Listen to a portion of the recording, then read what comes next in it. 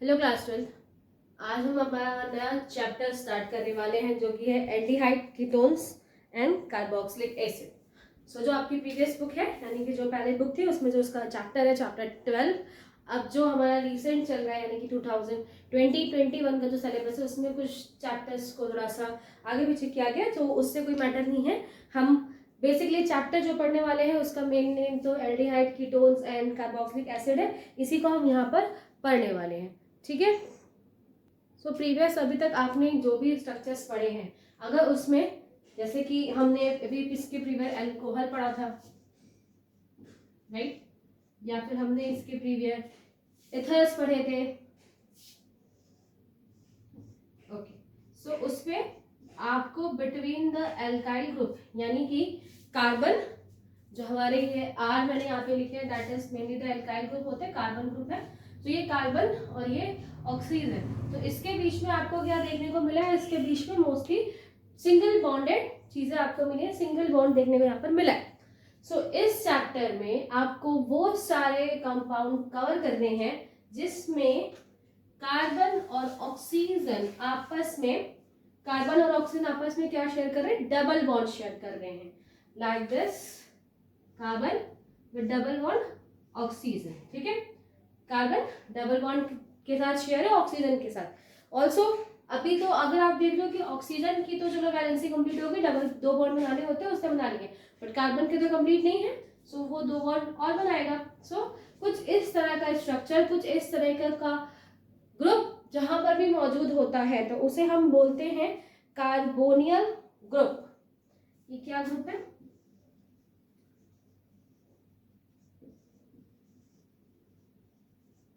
Okay, तो जो ये ग्रुप स्ट्रक्चर मौजूद है यहाँ पर जिसमें C double bond O and two bonds जो अदर है वहां पर अटैच है, कुछ ऐसा स्ट्रक्चर आपको देखने को मिलेगा, तो वो हम क्या बोलते हैं, कार्बोनिल ग्रुप है, यहाँ पर कार्बोनिल कंपाउंड्स हैं। सो बेसिकली हमें इस चैप्टर में ऐसे ही कंपाउंड्स को पढ़ना है, ऐसे ही स्ट्रक्चर्स को पढ़ना है जिसमें ये ग्रुप वहां पर जाकर अटैच होता है, कार्बोनिल ग्रुप अटैच होता है। ठीक है, तो एक एक करके पढ़ते हैं कि कौन कौन सी चीजें हैं। सो फर्स्ट, तो जैसे कि नाम लिखा हुआ है एल्डिहाइड, तो अगर हमें इस कार्बोनिल ग्रुप को एल्डिहाइड में कन्वर्ट करना है, एल्डिहाइड उसका बनाना है, तो हमें वहां पे क्या करना पड़ेगा, यानी कि एल्डिहाइड में कौन कौन से ग्रुप होंगे। सो फर्स्ट, तो अगर हम एल्डिहाइड्स की बात करें तो कार्बोनिल ग्रुप तो वहां होने ही होने, यानी कि कार्बन डबल बॉन्ड शेयर कर रहा है ऑक्सीजन के साथ, वो है।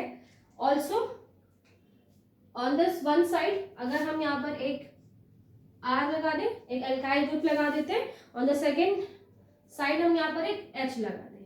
ठीक है, एक R हम लगा देते हैं और एक H लगा देते हैं, तो ये जो ग्रुप यहाँ पर बनकर आया है इस ग्रुप को हम क्या बोलेंगे, ये है एल्डिहाइड। इन्हें हम क्या बोलते हैं, एल्डिहाइड बोलते हैं। यहाँ पर एक चीज और है जो मैं बताना चाह रही थी कि कभी कभी ऐसा भी होता है कि ये R ना आए और यहाँ पर मतलब जो एल्डिहाइड का सबसे स्मॉलेस्ट है, जो सबसे स्मॉलेस्ट कंपाउंड है जो कि एल्डिहाइड के अंदर आ रहा है, सो उसमें बेटा ये R नहीं होता, ठीक है, वहां पर ये H होता है, जो सबसे सिंपलेस्ट है H होता है। और अगर हम उसको सिंपल में लिखें तो HCHO, CHO for this carbonyl group, and H अगर वहां पर जाकर अटैच हो जाता है, ठीक है, तो CHO यानी CHO वो यहां से लिखा हुआ है, एंड एक H वहां पर अगर अटैच हो, तो ये सबसे स्मॉलेस्ट है अपने इस एल्डिहाइड ग्रुप का, इसे हम बोलते हैं फॉर्मल्डिहाइड। नेमिंग पे फिलहाल बाद में जाएंगे, हम मैंने बस ये बता दिया कि एक सबसे स्मॉलेस्ट भी होता है जिसमें दोनों साइड क्या लगे हो, H लगा होता है, बाकी हर तरफ आपको यहाँ पर एक एल्काइल ग्रुप ही मिलेगा। ठीक है, फिर देन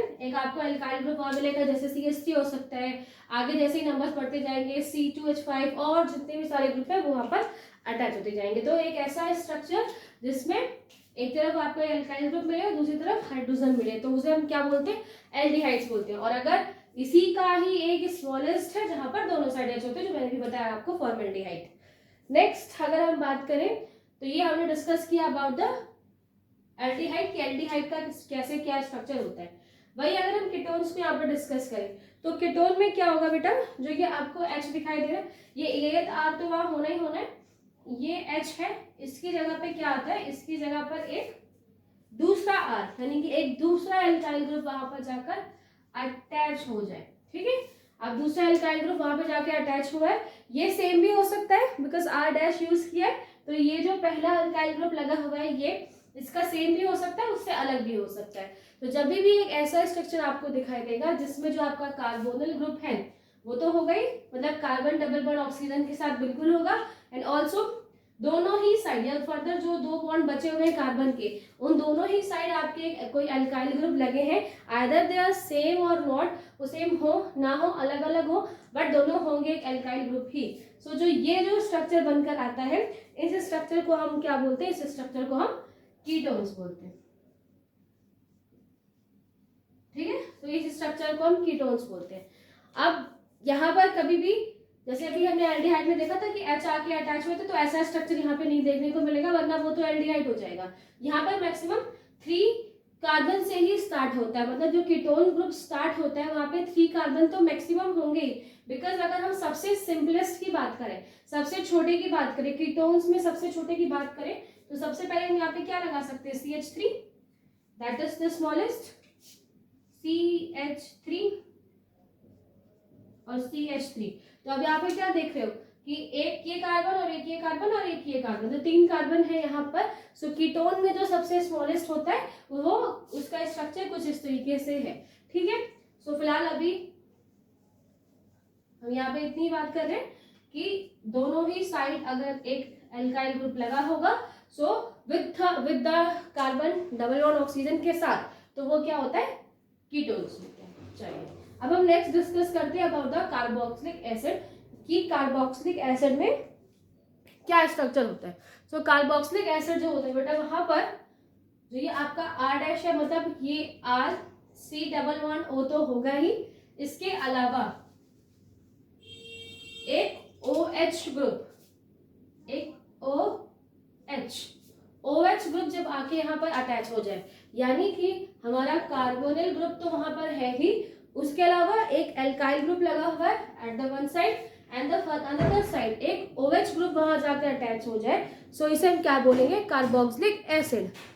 सो अगर वन साइड क्या होगा बेटा, वन साइड आपका एक अल्काइल ग्रुप लगा हो, दूसरी तरफ अगर OH लगा होगा, तो उसे हम क्या बोलेंगे, कार्बोक्सिलिक एसिड। कुछ अदर सब्स्टिट्यूटेंट भी मौजूद है जहां पर ये OH है, इसको रिप्लेस करके कुछ अदर कंपाउंड्स वहां पे आके अटैच होते जाए, सो वो भी होते हैं इन अवर कार्बोनिल ग्रुप, तो उसको भी हम यहाँ पर डिस्कस कर लेते हैं। फर्स्ट अगर हम यहाँ पर क्या करें बेटा कि एक जो ये H है यानी कि RCOO, H होता तो carboxylic acid, but RCOO, RH यहाँ पर हटकर एक दूसरा एल्काइल ग्रुप वहां पे जाकर अटैच हो जाए, यानी कि एक R' वहां जाकर अटैच हो जाता है, सो ये क्या बन जाते हैं, ये बन जाता है ईस्टर। आपने जो प्रीवियस पढ़ा होगा एल्कोहल से, वहां हमने एक एस्टरिफिकेशन पढ़ा है जहां पर हमने RCOO R', ये हमने बनाया था, एस्टरिफिकेशन पूरा पढ़ा था वहां पर। सो वो भी एस्टर जो है वो भी इसी ग्रुप में ही है, जिसमें बिकॉज एक कार्बोनिल ग्रुप वहां मौजूद होता है, तो इस तरीके से क्या बनता है यहाँ पर, एस्टर भी यहाँ पर बनता है। Also some other compounds are also there. इस चैप्टर में तो बेसिकली आपको इन 3 चीजों के बारे में पढ़ना है, बट हम ये सब चीजें यूज करते हैं तो आप बता देना चाहिए आपको। सो नेक्स्ट अगर हम क्या करें, ये आरओ ग्रुप पूरा हटा के, आरओ ग्रुप यहाँ से हटा दिया, बिकॉज अगर आरओ ग्रुप लगा होगा तो वो तो ईस्टर हो जाएगा, और इसकी जगह हम एक हैलाइड लगा दें। हम यहाँ पर एक हैलाइड्स को यूज कर ले, तो हैलाइड H को यहाँ पर हैलाइड्स को दिखाने के लिए हैलाइड को यूज कर ले, तो इसे हम बोलते हैं हम एराइड हैलाइड्स। तो इसे हम क्या बोलते हैं, एराइड हैलाइड्स बोलते हैं, जिसमें हमारा कार्बोनिल ग्रुप है, उसके साइड एल्काइल ग्रुप, और ऑल्सो अगर कोई हैलोजन या फिर कोई हैलाइड्स लगे होंगे तो उसे हम क्या बोलेंगे, एराइड हैलाइड्स बोलेंगे। नेक्स्ट जो कंपाउंड है जहां पर हम इस हैलोजन को हटा दें, तो आप ये देख रहे होंगे कि जो एक मेन ग्रुप है यानी कि C⋯O तो हर ग्रुप में है, सिर्फ कार्बन का या उसके नेक्स्ट जो कंपाउंड लगा है उसके स्ट्रक्चर को चेंज करते जा रहे हैं, और डिफरेंट काइंड्स ऑफ ग्रुप यहाँ पे बनते जाते हैं। सो अगर हम यहाँ पे X को भी रिमूव करके वहां पर एक हम NH2 ग्रुप लगा दें, वहां पर हम एक NH2 ग्रुप हम लगा देते हैं, तो इसे हम क्या कहेंगे, इसे हम बोलते हैं एमाइड, ये क्या बन जाएगा, एमाइड, ठीक है। सो जिसमें आपका कार्बन डबल बॉन्ड के साथ शेयर कर रहा, शेयरिंग है उसकी ऑक्सीजन के साथ, और एक तरफ आपका एल्काइल ग्रुप लगा है, द नेक्स्ट हैंड हमारे यहाँ NH2 ग्रुप लगा हुआ है, तो इसे हम क्या बोलते हैं, इसे हम बोलते हैं amide. Also one more group जिसमें दो एल्काइल ग्रुप यानी कि दो कार्बोनिल ग्रुप है वो जब आपस में अटैच हो, सो कैसा एक स्ट्रक्चर बनेगा वो भी आपकी बुक में बताया गया, तो उसे भी देख लेते हैं एक बार। जो नेक्स्ट स्ट्रक्चर आपने दिया गया बुक में, दैट इज, इसमें ये कार्बोनिल ग्रुप है यानी carbon double bond oxygen, carbon double bond oxygen, और आपस से वो दो कार्बन एक ऑक्सीजन से जुड़े हैं और उसके बगल में एक एल्काइल ग्रुप यहाँ पर लगा हुआ है।